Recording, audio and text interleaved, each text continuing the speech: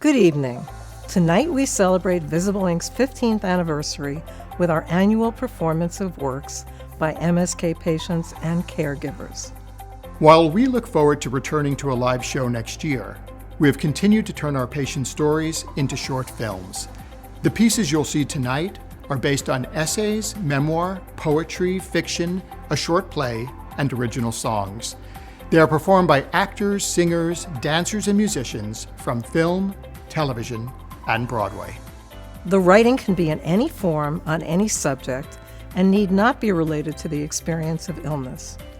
Visible Inc. is free of charge to participants and funded by grants and donations. We hope you'll be inspired to support our work, which empowers patients to flex their creativity and find their voice. Our performance tonight was made possible through the generosity of the Rona Jaffe Foundation, the Alexis Gregory Foundation, and the Society of MSK. So sit back, Relax, and enjoy the show.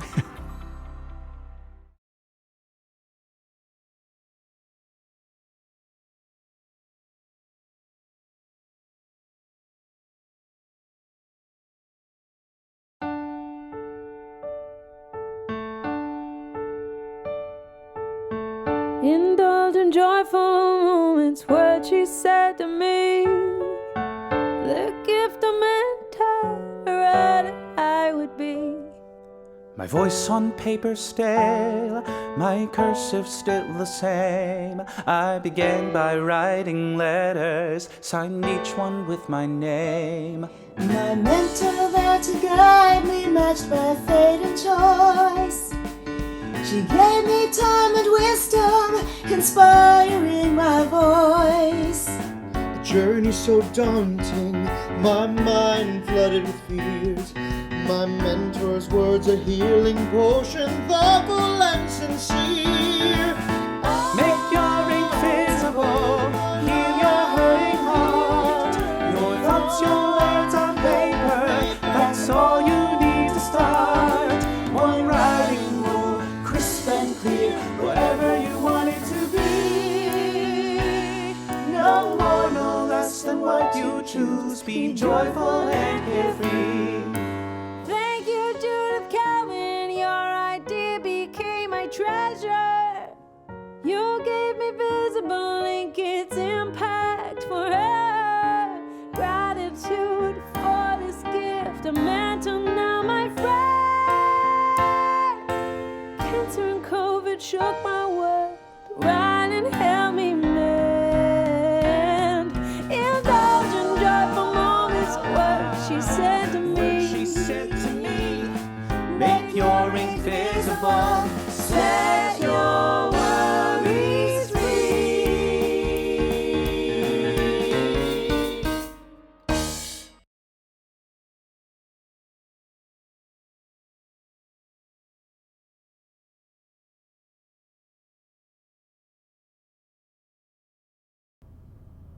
Alcoholism and breast cancer.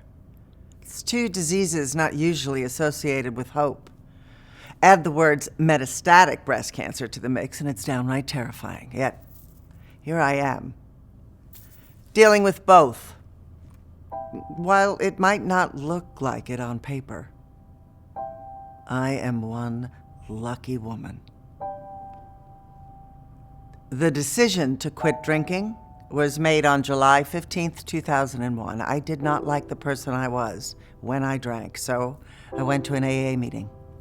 I have not had a drink since, even though over the course of the past 22 years, there have been plenty of reasons to turn to a drink. In 2007, I noticed a dimpling on my left breast.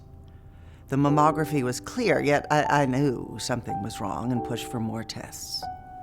1 week later, those tests revealed cancer. And I had a lumpectomy and radiation. 2 years later, I noticed a small lump, but my doctor in DC told me, No, it's probably just scar tissue. Put her in suite 4. yeah, that's not a medical term I was comfortable with, so I insisted on a biopsy. A week later, it confirmed a recurrence of cancer. That night, I called my sponsor, hysterically crying, barely able to get the words out. And she calmly said, "Once again, the stars are aligned. Who gets to save their own life twice?" That is the night that my perspective shifted.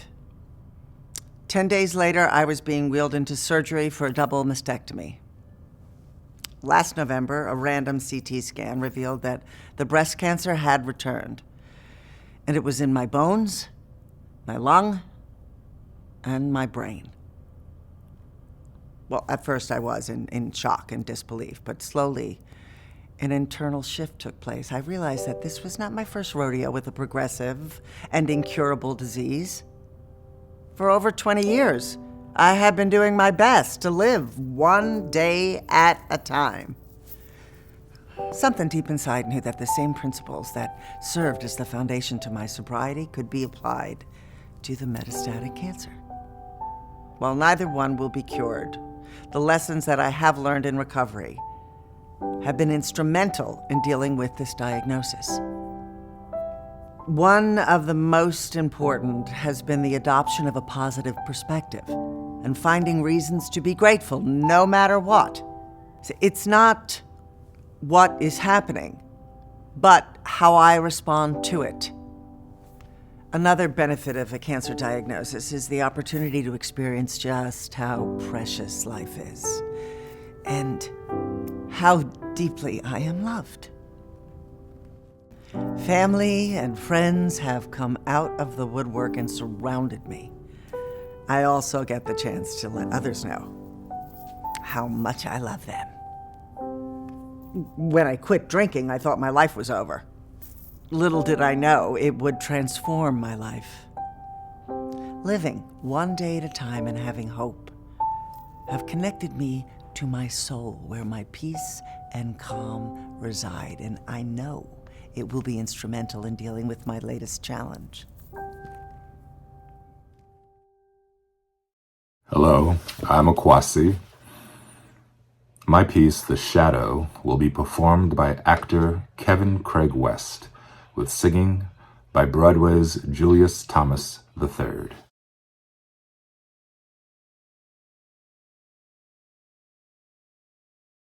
I was 9 when I stepped up to the plate for the first time. I gave 2 taps on each instep of my brand new cleats with my aluminum bat to loosen the imaginary dirt. I heard my heart beating and felt my stomach flip.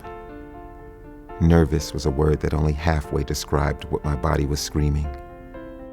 I'm 15 for a moment, caught in between 10 and 20, and I'm just dreaming, counting the ways to where you are.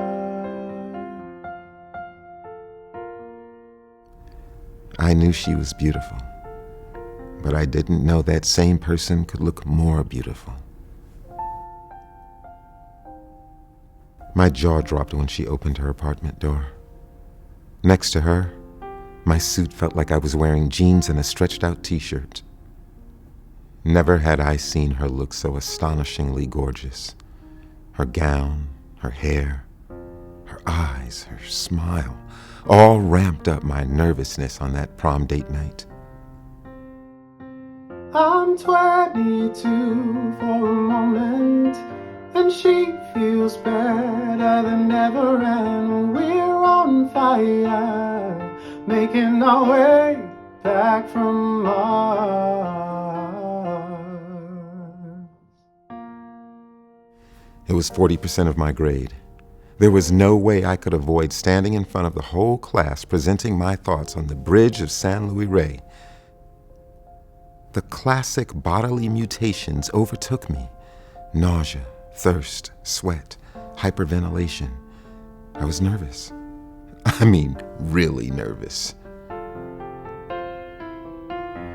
15, there's still time for you. Time to buy and time to lose. 15, there's never a wish better than this. When you only got 100 years to live. 2 more at-bats, 3 more dates, and 4 more classroom presentations, and I was more comfortable than if I was laying on a towel at the beach. It's only natural that firsts come with the ominous shadow of the unknown. A shadow that, once brought into the light of experience and repetition, disappears forever. Or so I thought. Not so sitting in this waiting room.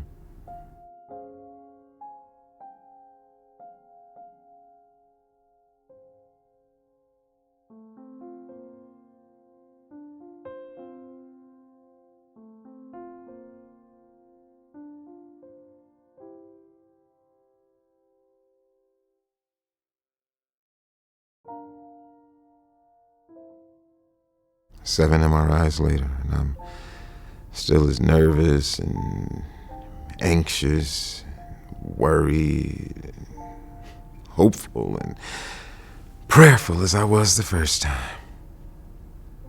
I guess the difference is each time is the next time for the unknown to block the sun, creating a new shadow.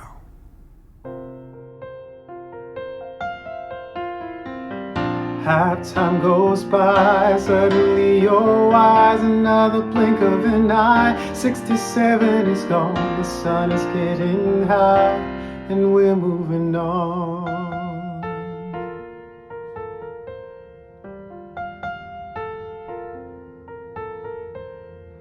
I'm 99 for a moment, and 9 for just another moment, and I'm just dreaming, counting the ways to where you are.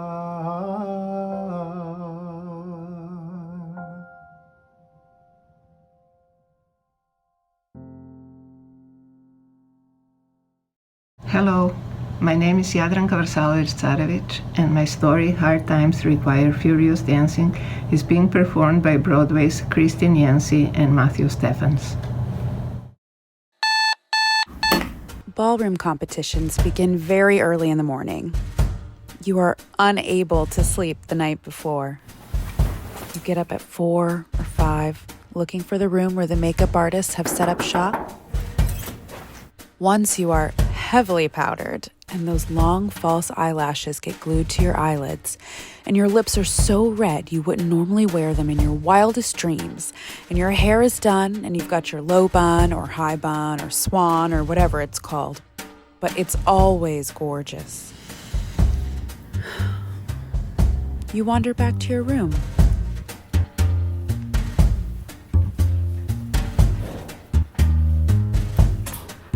Squeeze your body back into your beautiful green gown, sparkly with rhinestones, and completely floats, which will hopefully make you fly. Or at least make you look as if you were flying. You are supposed to have a big breakfast, but you can't eat at all.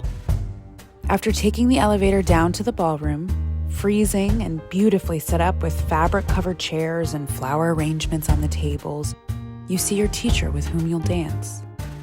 He's excited and tries to transmit some of his optimism to you. You warm up. You are anxious. You really, really don't like competitions. Your husband is in charge of recording your dances with his phone. Between 2 heats, you will have time to analyze them with your teacher and hopefully fix the mistakes before the next round. Although once on the dance floor, you can't really think about any mistakes or corrections. The only thing on your mind is that you must survive. You must get through it somehow. It's tough. You're tired. Your feet hurt.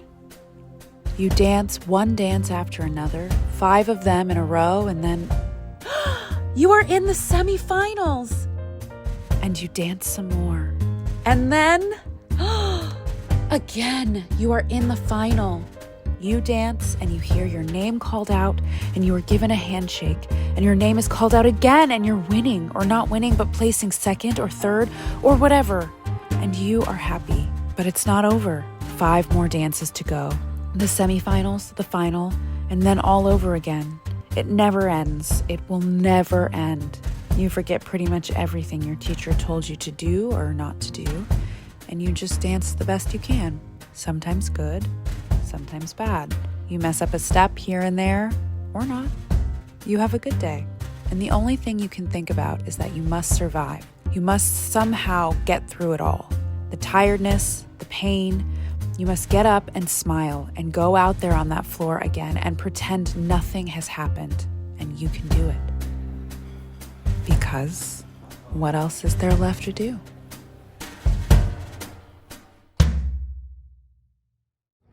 Hello, I'm David Dorfman, and this is my story. How are you going to tell them? Performed by actor Ben McHugh.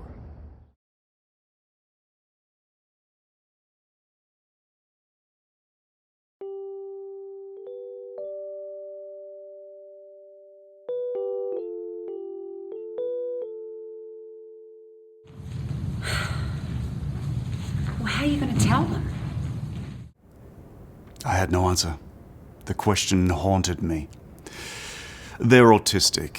I could barely tell them to stay still on the sidewalk when the school bus pulled up. How could I tell them something I couldn't understand? We had the best care. A clinical trial, we did everything right. The weight loss was steady. From healthy to terminable in little more than a year, a little less than 2. We made each day count. We had lunch every day, we watched our daughters grow and explained what we could. We hid nothing. Mummy was sick and everyone knew it. They cried some. And I cried some. How are you going to tell them? We travelled less and our circles for shopping and socialising grew smaller. We dressed up and celebrated date night often, sometimes with the kids and sometimes just the two of us. Our children asked about Mummy's hair. They mimicked painful walks upstairs and voiceovers of throwing up. Giggling and crying mixed together most mornings. We cooked and catered bedroom trays. I grew up working in hospitality in a fancy hotel. Ladies and gentlemen helping ladies and gentlemen. The kids didn't need to be told anything. They saw it and lived it.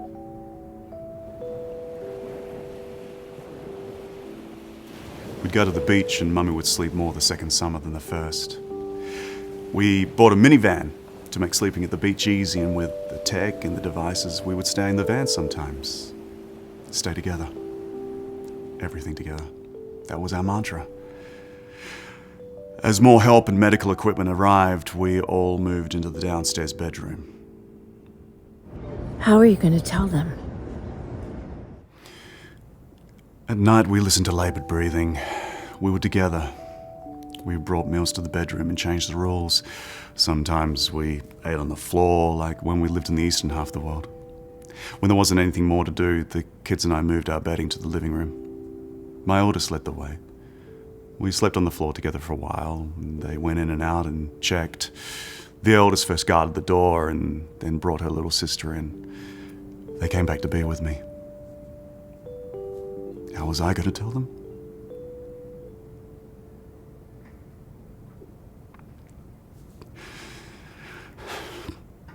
They told me.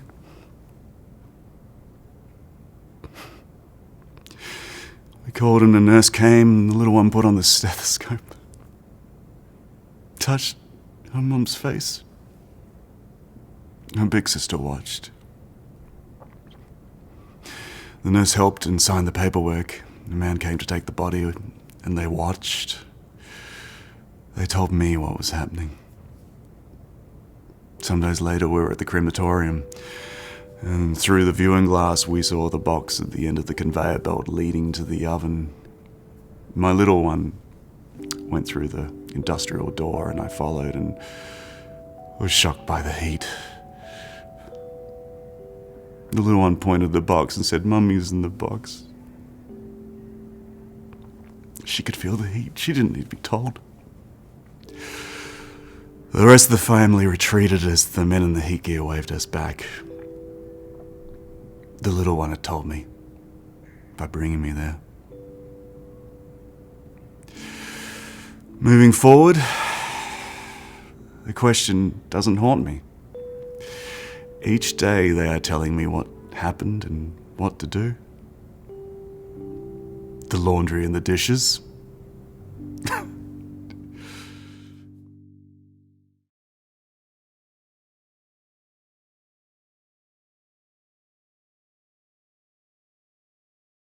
Earlier that afternoon, the condo had been filled with exuberant guests, enjoying good food and great wine.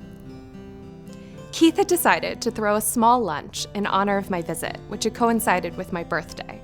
Expectations were high, and he surpassed them, preparing a salmon mousse whose shape echoed the copperfish mold while swimming prettily on a bed of greens and fresh mango. For dessert, an olive oil cake was topped with the apricot preserves and candied violets I'd carried from Vienna. The hours passed convivially, but if truth were told, Keith, Jeffrey, and I were anticipating the departure of our guests. Only then, once the kitchen was clean, could the games finally begin. I'd known Keith for years before I learned of his reputation as a fierce canasta player. Cutthroat, apparently. Unfortunately, I didn't know a meld from a draw, so we opted that evening for Scrabble, a deceptively benign choice. I thought I knew the rules, but what made me think the aim was to create long multisyllabic words from my tiles? Words like miasma, barfly, denizen, vanity. Alas, this was not a winning strategy, not even a little bit. The three of us played. Jeffrey was a cunning opponent, with his two-letter words that had me searching the dictionary to see if A, za, nye, or oe were indeed valid. They always were. It was infuriating, vexing, two delicious words he would never think of using. Not if he could score with Joe or, good heavens, yo. Keith was the more ruthless. If this had been a duel, he would fire his pistol after 9 paces, not the gentleman's 10. If this had been a dogfight, well, we'd be fighting like dogs. But this was a board game, and his offerings were lethal. He favored the 3-letter weapon and threw down ads and cob, fen and mog, re and vug. Words that teetered on the cusp of being wrong. While I lost game after frustrating game and grew increasingly more enraged, the two of them gloated insufferably. Finally, tipsy on Prosecco and a bit too much mousse, I reached the limit.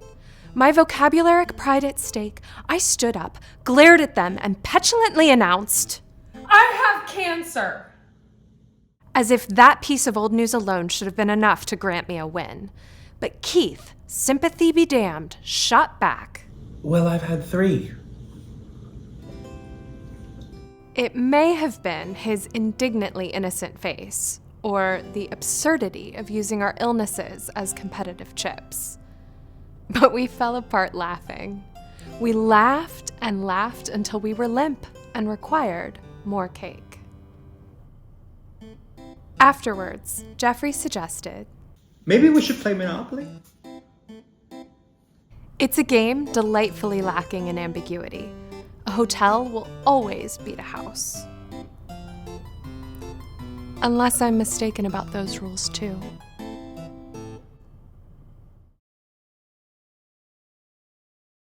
Hello, my name is Robert Piamino, and my poem Everywhere will be narrated by Greg Kachigan. I look upon the sky at night, illuminated by the twinkling starlight, reminding me of the sparkle in your eyes. I cast my gaze on the ageless seas, the waves a constant reassurance of your presence and strength in my life, and your unending love. Walking along the shore, the grains of sand between my toes remind me how lucky I was to have found you above all others. I see an old couple holding hands, and I rejoice in the everlasting love between two people. I see children playing and marvel at the innocence of life and the beauty in the world.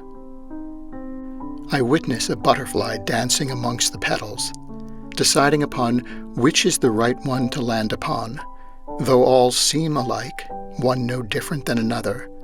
With clarity of mind the choice is made, the cycle completed 1,000 times, 1,000 times, but the wonder is that we chose each other, and another miracle of creation is born. I stop and pause, noticing a spider at work. So delicate as the maker plied his trade, crafting a web of such beauty from nothing, a masterpiece of creation, the ingredients barely visible. With strength from the very start, two hearts spun to become one. I listen to a choir singing and realize yours is the only song I hear. I see the birds equally spaced along a telephone line, and I am momentarily saddened by the space between them. But then I realize the beauty and necessity of such space. A crowd of ants gathered about some freshly fallen foodstuffs, and I marvel at their relentless pursuit of the moment and how we sought each other. A cloud burst, a shower of rain streams forth. Gathering strength as a stream becomes a river, our love that started so easy and has become so strong. Darkness again falls. I am grateful to be alive at this moment, in this unique place and time in the universe, thankful that of all the people born or ever will be, we were lucky to have found each other. We bear witness to life in so many ways, without need for purpose or explanation. For the sky above, or the earth below, or for any imagined reason for our existence. Yet, love provides validation of our humanity. A chance to share and give all we can ever become, to shine like the lights from the heavens above.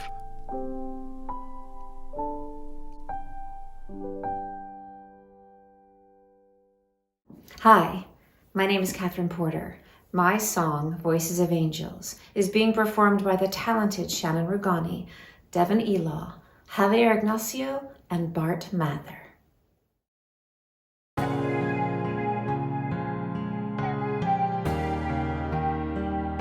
When you feel like the walls are closing in, and though you try, you just can't win, you wonder how long you can be strong. When you cry to the darkness deep inside, wondering if you can survive, hope is there, don't despair. There are voices of angels singing in the night, voices of angels to lift you to the light, voices of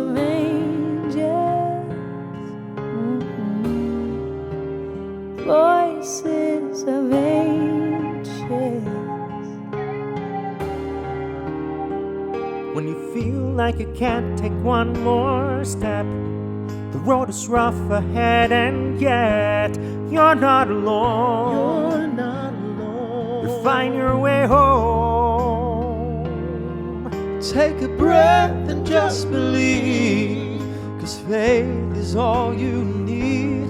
Love is guiding you to make it through. There are voices of angels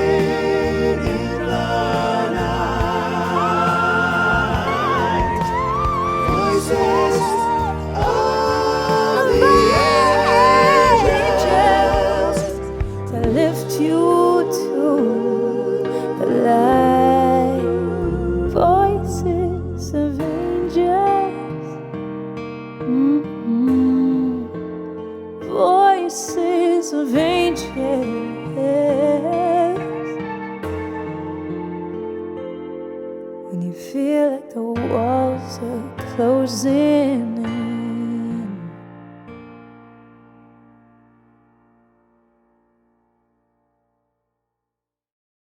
Hi, my name is Teresa Levitch. My story, 50 Years, is being performed by Lucy Martin.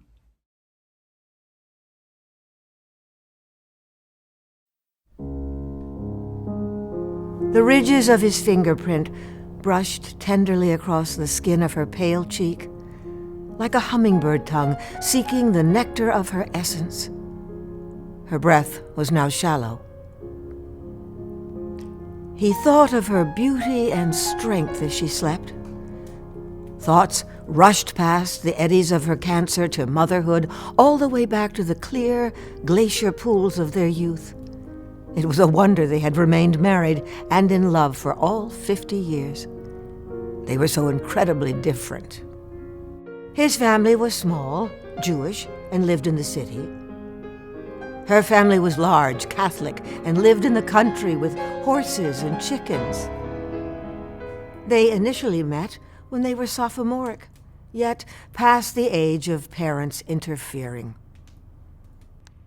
He was strikingly good-looking, and she was girlish. They regularly flirted with each other at work, but he was married. She didn't date married men.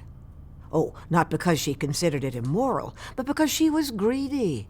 It was too much work to hide, going to places where they couldn't be identified, phone calls at peculiar times with hushed whispers. No, not for her. At a fancy party in New York City's National Arts Club, tables of tiny sandwiches cut into precise triangles lay next to bowls of fruit and the customary cheese and crackers. She sipped her mundane drink of rum and coke, scouring the crowd for someone to talk to. The crowd had paired up and were deep in conversation about vacations, politics, or who knows what. That is the result when you arrive late to a party. What she had not seen was the young man. Unnoticed, he made his way to a private corner. He had savored observing her since the moment she showed up, admiring how unaware she was of her confidence and classic beauty.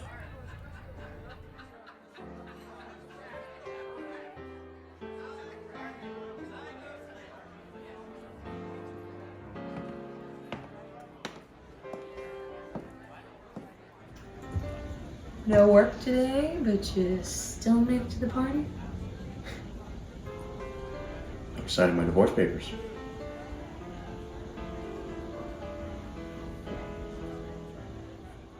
She wasn't sure how to respond. It took her by surprise. He didn't sound upset. What could provoke a divorce at 23? She was not daring enough to inquire outright, not one to intrude in others' affairs. She was cheating on me. I caught her.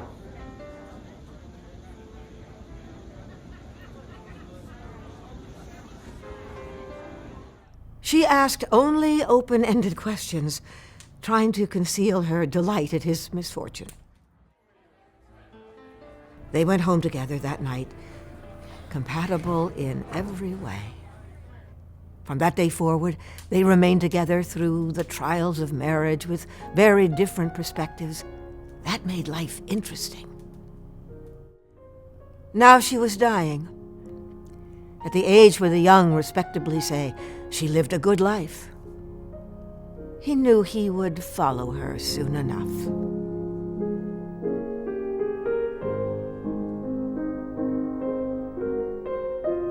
Until then, he could manage the ordinary daily tasks of housework and the chores she claimed as hers. It was their banter, her viewpoint, and her touch he would miss.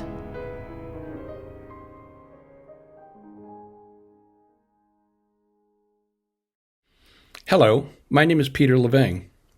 My short play, Examination Before Trial in the Case of Leving versus P. Cancer, is being performed by Tony Travestino, Andrea Angelillo, and Catherine Augier.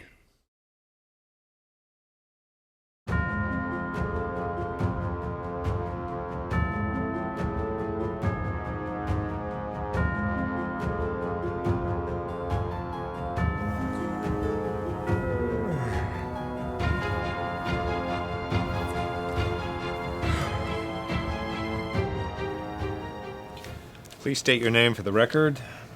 Prostate S cancer. What does S stand for? Skippy. This is a serious matter, sir.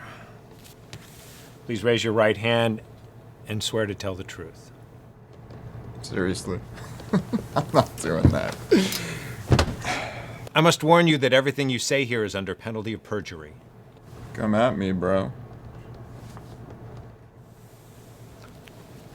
When did you first appear on Plaintiff's Prostate? I don't know. Was it on or after September 11, 2001?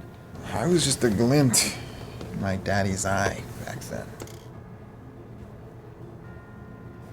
The smoking remains of the World Trade Center was your origin, wasn't it? I had a lot of daddies. No one wants to take credit, so I guess I'm an orphan. But then you grew, didn't you? Isn't it true that when plaintiff's doctor did a biopsy of his prostate in early 2016, he found you in every one of 13 samples? Is it my fault I was discovered so late? And you were measured with a Gleason score of 8? I've always been above average. Let's talk about damages. Plaintiff had his prostate cut out, didn't he? Whoa, that wasn't my idea. I was perfectly happy at home. Isn't it true that they had to reconnect Mr. Leving's urethra to his bladder? And that he had a catheter in his penis for weeks? Cry me a river. At least he doesn't have to worry about his prostate swelling up and stopping his flow like other old guys. And from what I hear, plaintiff can still perform. So there goes the claim for loss of consortium. You're despicable. Even after the prostate was cut out, you spread to other parts of the body. You took up residence in the spine, ribs, sternum, requiring additional treatment with the risk of serious side effects. Is that a question? Am I at a congressional hearing?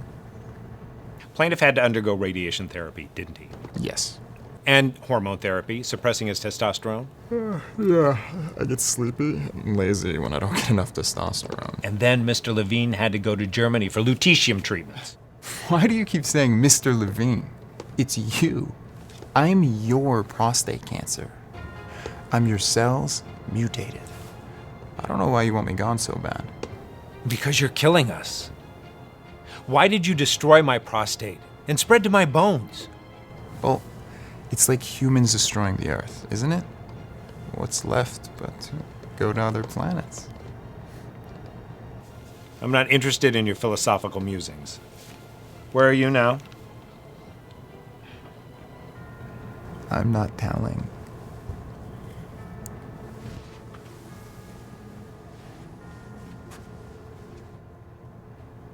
That's not how hide and seek works. If you kill me, we'll both be dead. If you learn to live with me, we could be buddies till you die of something else. No, Skippy. I'm going to hunt you down and find you and obliterate you. See you in court.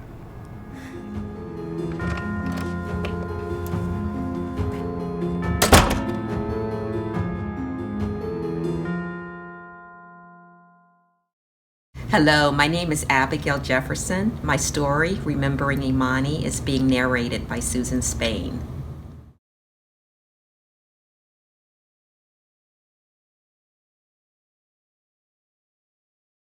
Today I remember my niece Imani, who loved dancing, and I remember just how much I loved dancing with her. In 2002, Imani left her body at the age of 12. The cause of death was due to a congenital heart defect. Today, as I think of her, my heart bubbles over with love. The year before Imani passed, She spent the summer with me. I was in my early 40s and Imani was a child entering adolescence. Our age gap didn't stop us from dancing our dance of love together. We attended African dance classes. Together, we also taught dance. Imani would shimmy her tiny little hips and leap across the floor like a gazelle, twisting her torso to the beat of the drums. We toured regional libraries, performing stories and dance. Imani was a reflection of many of the children in our audiences, and she would encourage them to skip to the rhythms of the drum and act out stories. Imani, the audience, and I fell in love. The night of Imani's earthly departure, I dreamt of her as a light being, dancing across the sky and looking down on earth. I saw her with Olodumare, the creator, and I heard her exclaim, "People on Earth are having so much fun dancing. May I go? Pretty please?" Girl, all that twinkles isn't gold. I intended the Earth to be a playground for all life, a place to love and have fun. As it turns out, people have forgotten. Baba, if you let me go to Earth, I promise I'll remember and do what I love. Imani, you may go, but remember, dancing is what you love, and don't you forget it. Imani promised Olodumare that she would never forget, and she took flight to Earth and became a human. Shortly after her arrival on Earth, she witnessed firsthand what Olodumare warned. Imani saw people shooting, killing, cheating, discriminating, rioting, burning. None of it looked like fun. Imani called to Olodumare. Did people create this, Baba? Have faith, Imani. Remember to do what you love, and the cosmos will do the rest. On the day of Imani's funeral, I shared this story and danced in celebration of Imani's life.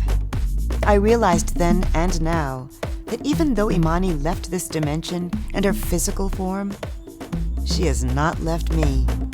She is still with me in love. Her love for dance as well as her divine spirit will always be a part of my life.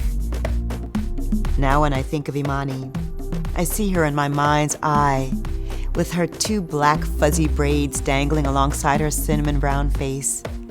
She's twirling across the sky with twinkles in her eyes and a smile that lights up the sky. Imani is a cosmic creative dancer doing what she loves.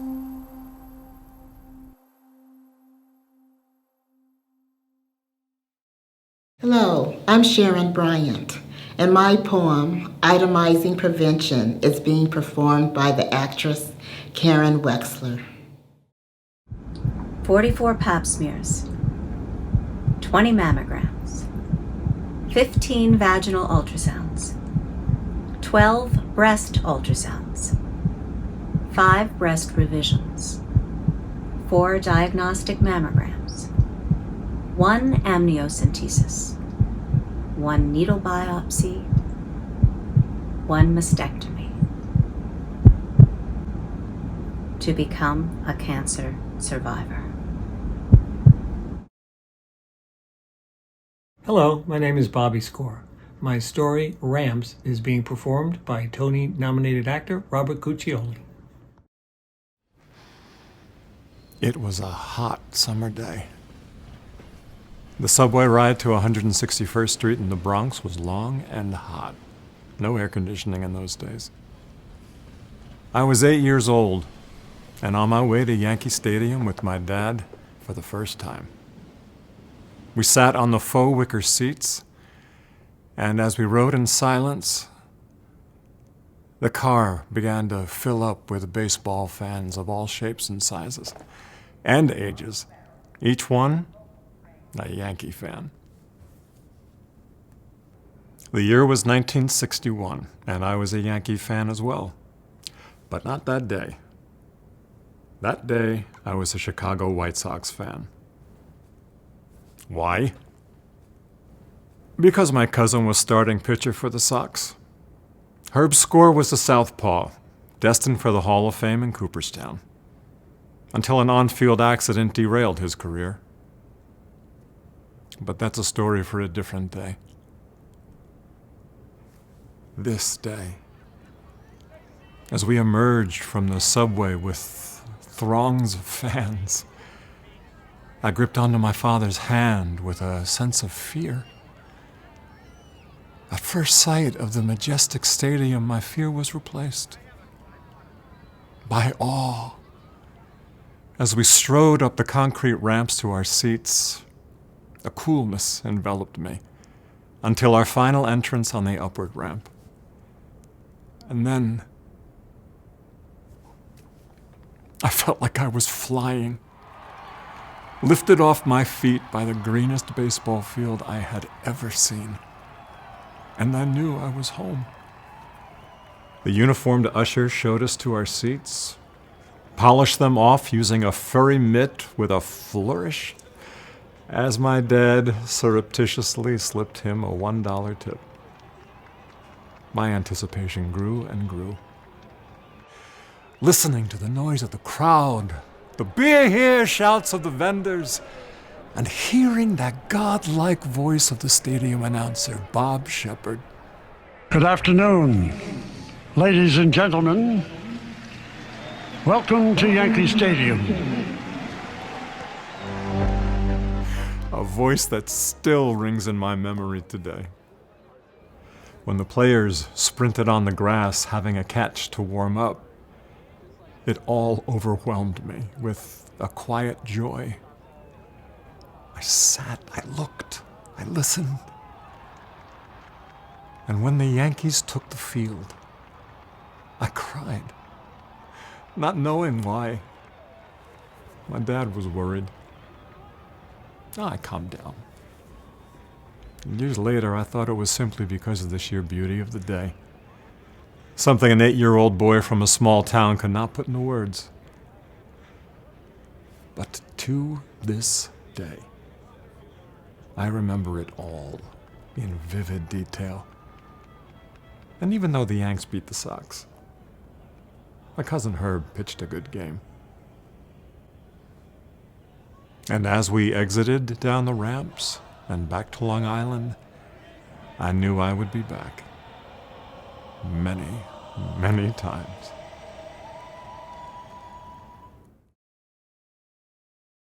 My name is Leandra Navetta, and my essay, Of an Age, is being performed by actress Yvonne Perry.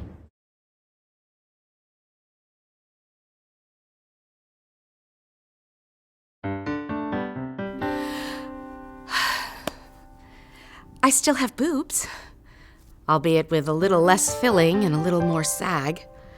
Those really high-heeled stilettos, they don't work for me anymore, but I can still wear a low heel or a nice wedge. Jumping is only done when absolutely necessary, as is running, though a light jog might perhaps be attainable in the near future. And I'm always hot. I am of an age. What that age is, I am not sure. I hear people say, Darling, you're of an age where your eyesight starts going. Where the hell are we?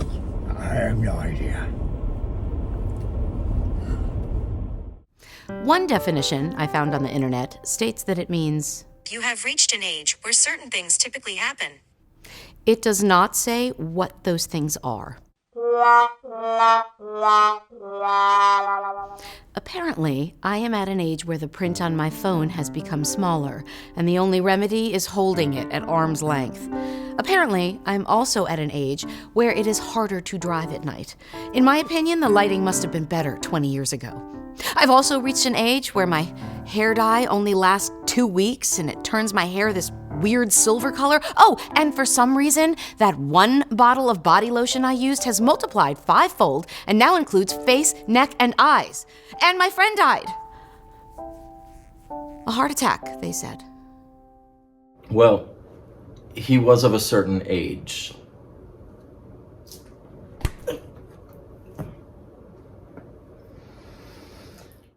I guess being of an age is also the reason behind those annoying pharmacy refill reminders and medication alerts, and perhaps the reason things seem to be falling out of place.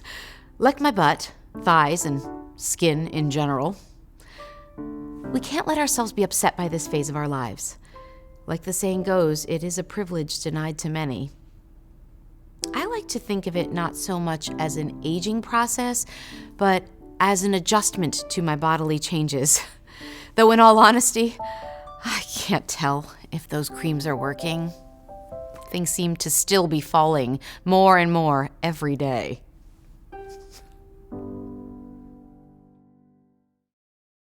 Hi, I'm Tom O'Brien, and I'm honored to have Mark De La Cruz of Hamilton perform my poem, Honey and Vinegar.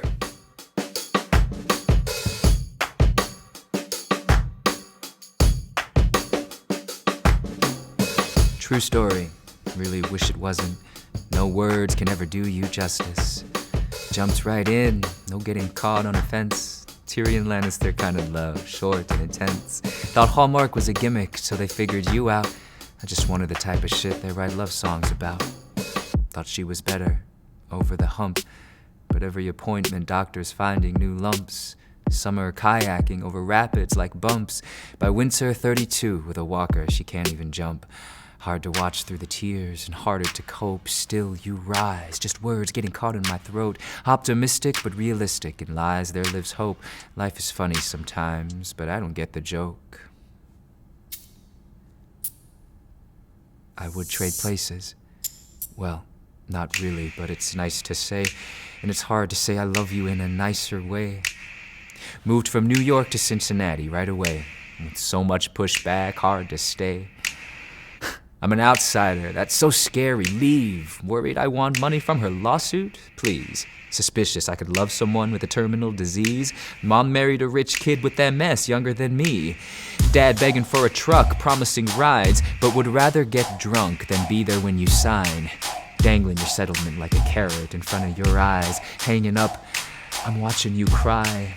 So when your alcoholic father puts his finger in my face, I reacted like a tiger they've been poking in its cage. Watching someone you love dying need an outlet for the rage. They need AA or therapy or punches to the face. Hey, you get more flies with honey than vinegar, but who the fuck wants flies?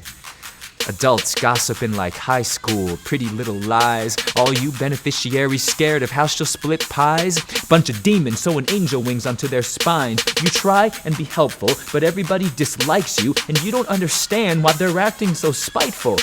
All you're doing is caring every day of your life. Do you stay or you run? But I let her decide to tell me to leave. And for the first time in months, I'm starting to breathe. Weight's off my chest and I'm back off my knees. She's having less stress and I'm feeling relieved. No longer crying alone, I can finally see distant poison ears, leave conversations morose. Thought I could be someone you love the most, and after all we've been through, you basically ghost, and I find out you died from a Facebook post. For a second, I'm mad at you. And everyone around you, especially myself. I'm mad I found you. I would have given years to make her better. Now it'll take years to make me forget her. Some days I wish I could, but those good times were just that good. And if I could do it again, I still would.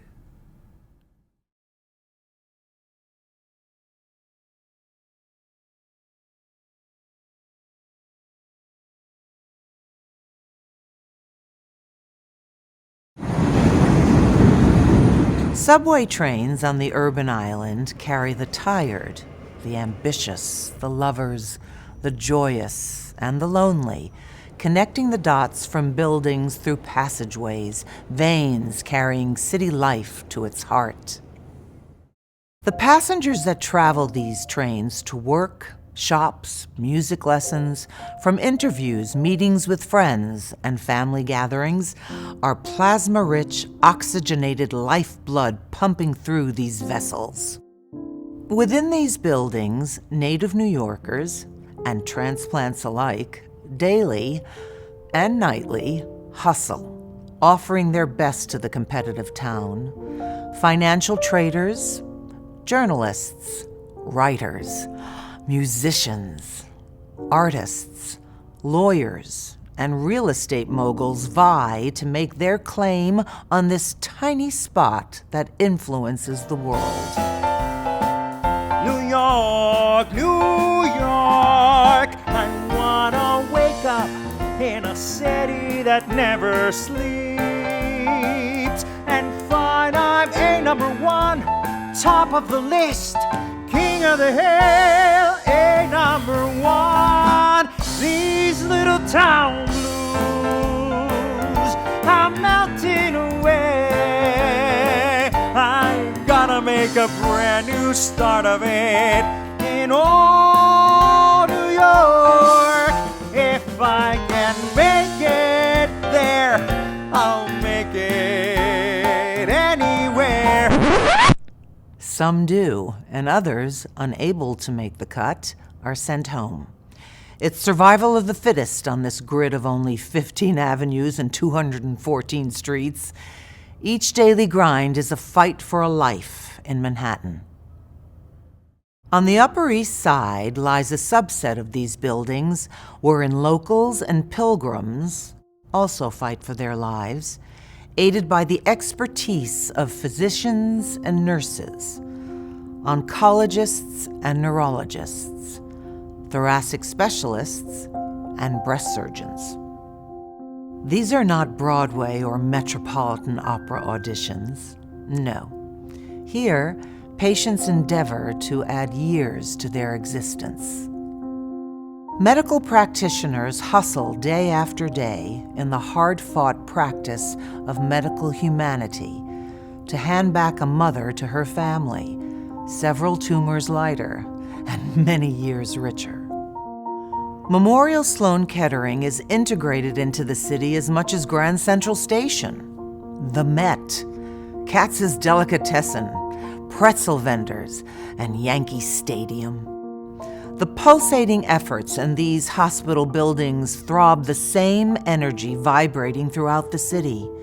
Anxious visitors find comfort in the perseverant Manhattan spirit that greets them. New Yorkers take care of one another, and those who enter these MSK city gates are treated as Gotham's own. A post-biopsy sojourner walks through Central Park, injected with resolve after watching the grit and persistence of locals. Her hotel needs only hear Memorial Sloan Kettering and sends fruit baskets and hummus plates to her room while she recovers from surgery. A shop owner strikes up a conversation with her, and the strangers engage for hours in philosophical conversations, followed by dinner with his family at their home. She meets tough women on the train and is treated to their grandma's mac and cheese in Brooklyn that night. The center's reputation is widely known as lifeblood to New York and New Yorkers who show kindness to those seeking life within it. Like auditions on this grid, some heartbreakingly do not make the cut.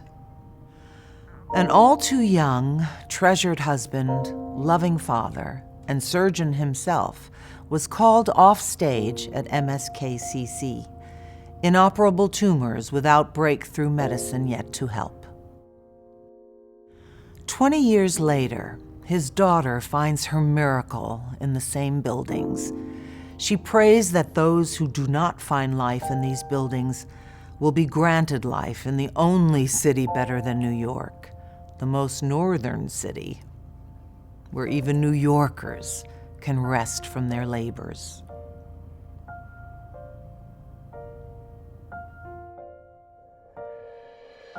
When I think of home, I think of a place where there's love overflowing.